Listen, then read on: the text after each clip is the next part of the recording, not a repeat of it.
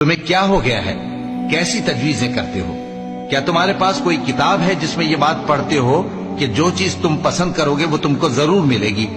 یا تم نے ہم سے قسمیں لے رکھی ہیں جو قیامت کے دن تک چلی جائیں گی کہ جو کچھ تم طے کر لو گے وہ تمہارا ہوگا؟